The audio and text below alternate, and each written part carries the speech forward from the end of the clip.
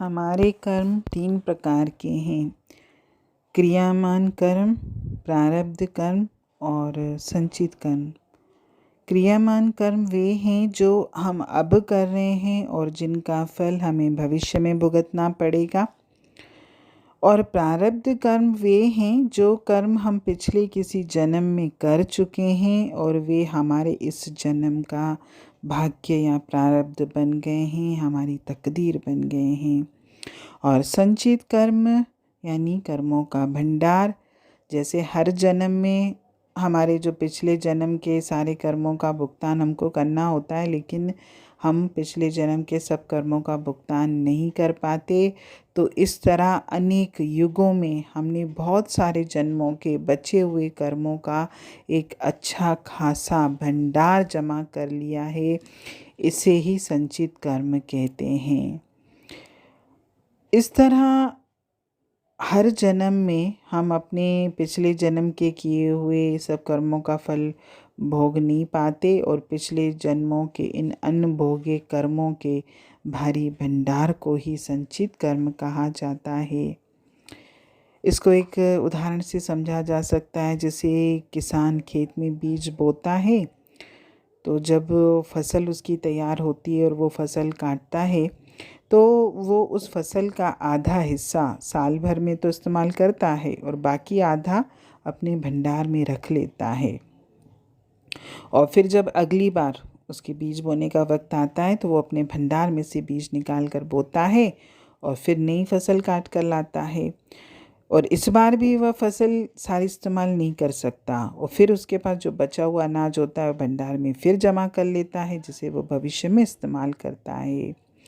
इसी तरह जो कर्म हम यहाँ इस जन्म में कर रहे हैं, उनका फल भोगने के लिए हम अगले जन्म में आएंगे, लेकिन एक जन्म के सभी कर्मों का फल हम उसी जन्म में नहीं भोग पाते और हर जन्म के थोड़े बहुत अनभोगे कर्म रह ही जाते हैं। और जब तक हम हर तरह के कर्मों का भुगतान नहीं कर लेते, जितने भी हमारे पास जो संचित कर्म हैं, इतने सारे जो हर जन्म में हम बचा कर ला रहे हैं, तब तक हमारी आत्मा परमात्मा से मिलाप कर ही नहीं सकती। इसीलिए अगर इस जन्म में मुझे जो प्रारब्ध या भाग्य मिला है मेरे कर्म के अनुसार, मुझे उसको खुशी खुशी से भोगना चाहिए, क्योंकि हम प्रारब्ध को बदल सकते नहीं हैं। और अगर हम काल के चक्र से बचना चाहते हैं, तो हमको अपने इन 3 तरह के कर्मों का भुगतान करना ज़रूरी है। और जब हम इस जन्म के प्रारब्ध को परमात्मा की रज़ा, परमात्मा की मौज समझकर भोगते हैं, और जब हम सत्संग को, परमात्मा को पूरा वक्त देते हैं, तो धीरे धीरे हमारी इच्छा शक्ति, हमारा मनोबल इतना मजबूत हो जाता है कि प्रारब्ध कर्मों का हम पर कोई असर ही नहीं होता। हम खुशी खुशी बिना अपना संतुलन खोए सब कर्मों का भुगतान करने के लायक हो जाते हैं। और इसके अलावा सबसे बड़ी बात ये होती है कि हम आगे के लिए नए बीज भी नहीं बोएंगे, क्योंकि हमारा विवेक, हमारी बुद्धि भी खुल जाएगी। क्योंकि सत्संग का ये तो बहुत बड़ा प्रताप है कि हमको प्रारब्ध तो खुशी से भुगवत्ता भोगने के लायक तो बनाता ही है, दूसरा हमको नए बीज भी नहीं बोने देता। क्योंकि अगर हम नए बीज बोएंगे तो उनका फल भोगने के लिए हमको फिर दुनिया में वापस आना पड़ेगा और फिर हमारी आत्मा परमात्मा से मिलाप कर ही नहीं पाएगी।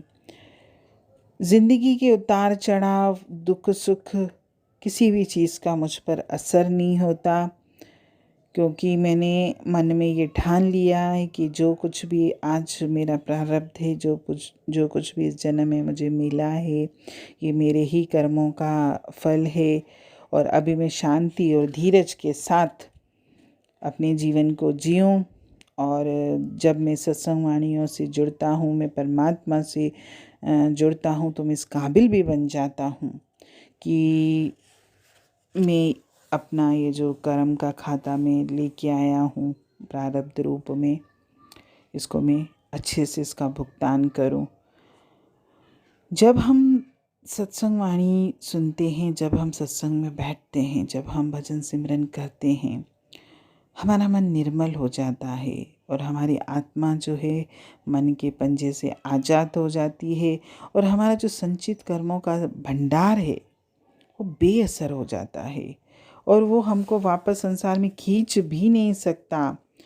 इसीलिए बार बार सत्संग वाणियाँ हमको ये समझाते हैं कि हमको अपना संतुलन खोए बिना अपने प्रारब्ध कर्मों को भी भोगना है और नए बीज भी नहीं बोना है और सत्संग वाणी से परमात्मा से जुड़कर परमात्मा से प्रेम करके अपने मन को निर्मल भी करना है, ताकि मेरे जो तीनों तरह के कर्म हैं बड़ी आसानी से कट जाएं और मैं परमात्मा से मिलाप करने के लायक बन जाऊं। हरि ओम।